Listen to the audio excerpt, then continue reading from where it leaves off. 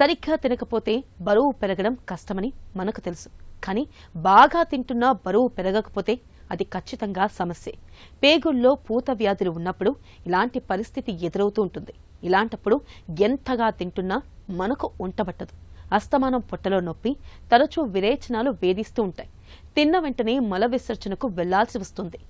ఇక పేగుపూత వ్యాధుల్ని వైద్య పరిభాషల్లో inflammatory bowel diseases అని, వాడుకలో ఐబీడీ అని పిలుస్తారు. రోజువారీ జీవనాన్ని దుర్భరంగా మార్చి పేగుపూత వ్యాధుల గురించి డాక్టర్ని అడిగి ఇప్పుడు తెలుసుకుందాం.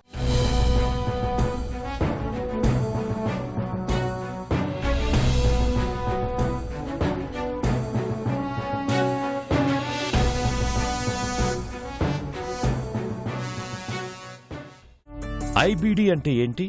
ఐబీడీ అంటే ఇన్ఫ్లమేటరీ బవల్ డిసీజ్. అంటే మనం పేగుపూత వ్యాధి అని కూడా అంటుంటాము. అంటే పేగుల్లో, చిన్న పేగు కానీ పెద్ద పేగులో కానీ అందులో ఇన్ఫ్లమేషన్ అంటే వాపు ఉండడం వల్ల కొన్నిసార్లు అల్సర్స్ ఉండే అవకాశం ఉంటుంది. దీనిని ఇన్ఫ్లమేటరీ బవల్ డిసీజ్ అని మనం క్లాసిఫై చేస్తాం. దీంట్లో రెండు రకాలు ఉంటాయి. ఒకటి అల్సరేటివ్ కొలైటిస్, ఒకటి క్రాన్స్ డిసీజ్. అల్సరేటివ్ కొలైటిస్ అంటే ఓన్లీ పెద్ద పేగును మాత్రమే ఇన్వాల్వ్ చేస్తుంది. దీంట్లో మనకి మోషన్స్లో బాగా రక్తం రావడం, దానివల్ల పేషెంట్స్కి పెయిన్ కానీ, వెయిట్ లాస్ కానీ, రక్తం తక్కువ ఉండడం, ఇలాంటి లక్షణాలు చూస్తుంటాం. చిన్న పేగులో ఉన్న అల్సర్స్ని మనం క్రాన్స్ డిసీజ్గా క్లాసిఫై చేస్తాం. క్రాన్స్ డిసీజ్ చిన్న పేగే కాకుండా నోట్ నుంచి మలద్వారం దాకా ఎక్కడైనా మన అనవాయికలో కానీ, స్టమక్లో కానీ, ఇంటెస్టైన్స్లో కానీ అల్సర్స్గా ఆర్ వాపు కలగజేయచ్చు. ఇవి రెండు బ్రదర్స్ లాంటివి. ఇవి group together inflammatory bowel disease. ఐబీడీకి కారణాలేంటి? ఇన్ఫ్లమేటరీ బవల్ డిసీజ్ కారణాలు చూసుకుంటే ముఖ్యంగా 3 కారణాలండి. ఒకటి స్వతహా మనకి జెనెటిక్ ప్రీడిస్పోజిషన్, అంటే మన జీన్స్లో యొక్క మ్యుటేషన్స్ వల్ల మనని ఐబీడీ రిస్క్ అనేది పెరుగుతుంది.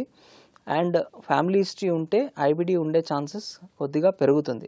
జెనెటిక్ ఫ్యాక్టర్స్ ఒకటైతే, సెకండ్ ఫ్యాక్టర్ వచ్చేసి మన ఆటో ఇమ్యూనిటీ, అంటే మన బాడీ యొక్క రోగ నిరోధక శక్తి, ఇమ్యూనిటీ మన బాడీనే అటాక్ చేయడం వల్ల మన పేగుల్లో అల్సర్స్ ఫామ్ అవ్వడం, దానికి వల్ల కాంప్లికేషన్స్ రావడం చూస్తాం. మూడో కారణం వచ్చేసి ఎన్విరాన్మెంటల్ ఫ్యాక్టర్స్, అంటే మనం తినే ఆహారం కానీ, చిన్నప్పటి నుంచి మనం దీర్ఘకాలికంగా మనం లీడ్ చేసిన లైఫ్ స్టైల్ విధానాలు, మనం కన్జ్యూమ్ చేసిన ఫైబర్ కంటెంట్, వాటర్ కంటెంట్, ఆ తర్వాత స్మోకింగ్, ఆల్కహాల్ అండ్ ఇలాంటి సెవరల్ కారణాల వల్ల మన బాడీ అనేది రిస్క్లో పెరుగుతుంది. సో 3 కారణాలు కలిస్తేనే ఐబీడీ డెవలప్ అయ్యే ఛాన్సెస్ ఉంటాయి. పేగుల్లో కనిపించే సమస్యలు ఎలా ఉంటాయి? మోషన్లో బ్లడ్ అనేది చాలా ఎక్కువ క్వాంటిటీలో వస్తుంది.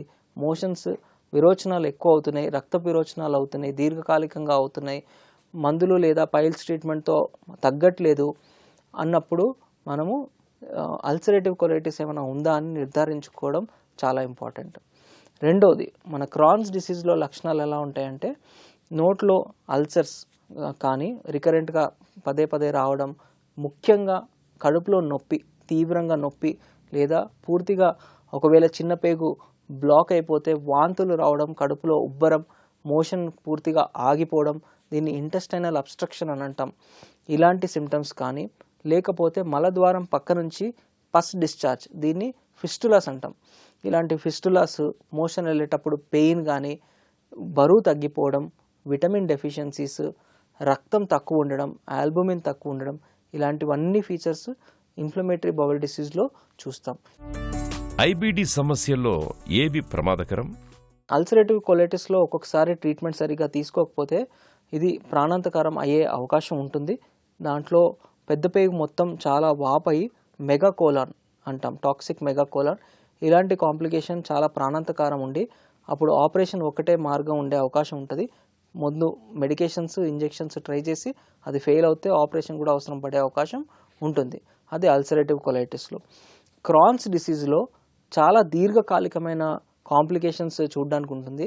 ఇందులో ప్రమాదకరమైనవి ఏంటంటే స్ట్రిక్చర్స్, అంటే ఇందాక చెప్పినట్టు ఇంటెస్టైన్స్లో వాపు ఎక్కువైపోయి బ్లాకేజ్ అవడం వల్ల మన ఫుడ్ అనేది పోదు, దానివల్ల వాంతులు, అబ్స్ట్రక్షన్తోనే ఎమర్జెన్సీలో వస్తాము. అలాంటప్పుడు మందులతోని చాలా వరకు మనం కంట్రోల్ చేయొచ్చు. కొంతమందికి ఆపరేషన్ కూడా చేయాల్సిన అవసరం ఉండొచ్చు. ఈ స్ట్రిక్చర్సే కాకుండా సివియర్ అల్సర్స్, తర్వాత ఫిస్టులాస్ ప్రమాదకరమైన కాంప్లికేషన్స్ అని చెప్పుకోవచ్చు క్రాన్స్ డిసీజ్లో. ఐబీడీ విషయంలో ఎలాంటి పరీక్షలు చేస్తారు? ఐబిడి అనేది పేగుని మనము చూడాల్సిన అవసరం ఉంటుంది. దానికోసం ముఖ్యంగా ఎండోస్కోపీ కానీ కొలనోస్కోపీ చాలా ముఖ్యమైన టెస్ట్. కొలనోస్కోపీలో ఏం చేస్తామంటే ఒక ఫ్లెక్సిబుల్ ట్యూబ్, ఒక 1 centimetre tube, light and camera ఉన్న ట్యూబ్ని మలద్వారం ద్వారా లోపలికి వెళ్ళి ఆ లోపల ఉన్న పేగుని మనం స్టడీ చేస్తాము. అవసరమైతే అల్సర్స్ ఉంటే ముక్క పరీక్ష తీసుకొని నిర్ధారిస్తాం ఇది ఐబిడియా కాదా అని. ఈ కొలనోస్కోపీ కాకుండా చిన్న పేగుని మనం స్టడీ చేయాలంటే క్యాప్సూల్ ఎండోస్కోపీ అని ఉంటుంది. ఆ క్యాప్సూల్ని మనం మింగితే అది కంటిన్యూస్గా మన చిన్న పేగునంతా వీడియో తీసుకొని వెళ్ళిపోతుంది. దాని ద్వారా చిన్న పేగును కూడా మనం గమనించవచ్చు. అదే కాకుండా ఒకవేళ చిన్న పేగులో ఏదైనా అల్సర్ ఉంటే ఎంటిరోస్కోపీ అంటే చిన్న పేగు కూడా రీచ్ అయ్యే పెద్ద స్కోప్ని నోటి ద్వారా పంపించి ముక్క పరీక్ష తీసుకోవడానికి కానీ నిర్ధారించడానికి కానీ వాడతాం. ఫీకల్ క్యాల్ప్రొటెక్టిన్ అనే ఒక స్టూల్ టెస్ట్ మనం ఎస్పెషల్లీ ట్రీట్మెంట్ రెస్పాన్స్ ఎలా ఉంది చూడడానికి, తర్వాత ఫ్లేర్స్ అయినప్పుడు ఐడెంటిఫై చేయడానికి ఆ టెస్ట్ అనేది వాడతాము. స్టూల్ టెస్ట్, బ్లడ్ టెస్ట్, ఎండోస్కోపీస్ కాకుండా క్రాన్స్ డిసీజ్లో కొన్ని కాంప్లికేషన్స్ ఉన్నప్పుడు ఎస్పెషల్లీ పేగులను చెక్ చేయడం కోసం సిటీ స్కాన్ చాలా తరచుగా వాడుతూ ఉంటాం. అదే కాకుండా ఫిస్టులా ఉన్నప్పుడు ఎంఆర్ఐ స్కాన్ కూడా మనం వాడతాము. పేగుపూత వ్యాధులకు చికిత్స ఎలా ఉంటుంది? ఐబిడి అనేది దీర్ఘకాలికమైన రోగం. ఎప్పుడు కూడా మందులు అనేవి ఆపడం కుదరదు. Long term almost life long వాడాల్సిన అవకాశం ఉంటుంది. అల్సరేటివ్ కొలైటిస్లో మనకి first 5-ASA molecule simple oral tablet start చేస్తాం. ఎప్పుడన్నా చాలా అటాక్స్ వచ్చినప్పుడు కంట్రోల్ అవ్వట్లేదు అనుకున్నప్పుడు స్టిరాయిడ్స్ ఇవ్వడం ఇంపార్టెంట్. నేను సంవత్సరంలో 2 సార్లు కన్నా ఎక్కువ అటాక్స్ వచ్చిన వాళ్ళకి స్టిరాయిడ్స్ వాడిన వాళ్ళకి కొన్ని వేరే మెడికేషన్స్ ఇస్తాం, అజాథయోప్రిన్ లాంటి మెడికేషన్స్. కొంతమందికి ఈ మెడికేషన్స్ కూడా తగ్గట్లేదు అంటే మనం ఇంజెక్షన్స్, ఇప్పుడు రీసెంట్గా యూజ్ చేసేవి ఇంజెక్షన్స్ వచ్చాయి. దీనిలోని మనం ఇన్ఫ్లిక్సిమాబ్, అడాలిముమాబ్ ఆర్ ఉస్టెక్నుమాబ్ ఇలాంటి కొన్ని మాలిక్యూల్స్ ఉన్నాయి. ఇది ఇంజెక్షన్స్ ద్వారా చాలా మంచి రెస్పాన్స్ మనం అచీవ్ చేయగలుగుతున్నాం. అండ్ ఈదర్ 2 వారాలకు ఒకసారి కానీ 2 నెలలకు ఒకసారి కానీ ఇంజెక్షన్ తీసుకుంటే సరిపోతుంది. అండ్ నెంబర్ ఆఫ్ మెడిసిన్స్ అనేవి తగ్గిపోతున్నాయి, కాంప్లికేషన్స్ కూడా చాలా వరకు తగ్గాయి.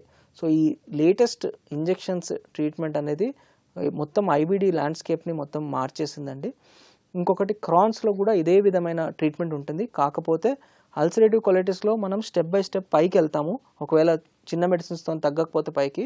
క్రాన్స్ డిసీజ్లో ఏంటంటే ఒకవేళ స్ట్రిక్చర్ కానీ ఫిస్టులా కానీ ఇలాంటి కాంప్లికేషన్స్ ఉంటే ఫస్ట్ మనం ఇంజెక్షన్స్ ట్రీట్మెంటే ప్రిఫర్ చేస్తాం. ఇంకా ఆపరేషన్ ఒకటే మార్గం అన్నప్పుడు ఆపరేషన్ చేస్తాం, కానీ రికరెన్స్ రిస్క్ అనేది చాలా ఎక్కువగా ఉంటుంది. ఐబీడీని నివారించుకోవచ్చా? ఐబిడిని స్ట్రిక్ట్లీ స్పీకింగ్ నివారించుకోవడం కష్టం అండి. కానీ ఎవరికైతే డయాగ్నోసిస్ అవుతుందో తరచుగా అటాక్స్ రాకుండా, ఇంకా కాంప్లికేషన్స్ రాకుండా మనం కొన్ని జాగ్రత్తలు తీసుకోవచ్చు. ఆ జాగ్రత్తలు ఏంటంటే స్మోకింగ్ అవాయిడ్ చేయడం, హెల్దీ డైట్ తీసుకోవడము, fish oils, nuts, dry fruits, fruits and vegetables, ఇలాంటి గ్రీన్ లీఫీ వెజిటబుల్స్, ఇలాంటి రిచ్ డైట్ తీసుకోవడం వల్ల కొంతవరకు మనం ఈ అటాక్స్ అనేవి ప్రివెంట్ చేయొచ్చు. పేగుల్లో పూత వ్యాధుల్ని నివారించుకోవడం అనేది పూర్తిగా మన చేతుల్లో పని. చక్కటి ఆహారపు అలవాట్లను పాటించాలి. మానసిక ఒత్తిళ్లకు దూరంగా మసులుకోవాలి. అల్సర్ల వంటి సమస్యలకు ఆలస్యం చేయకుండా వెంటనే చికిత్స తీసుకోవాలి. ఈ జాగ్రత్తలు మన పొట్టను చక్కటి ఆరోగ్యంతో ఉంచుతాయి.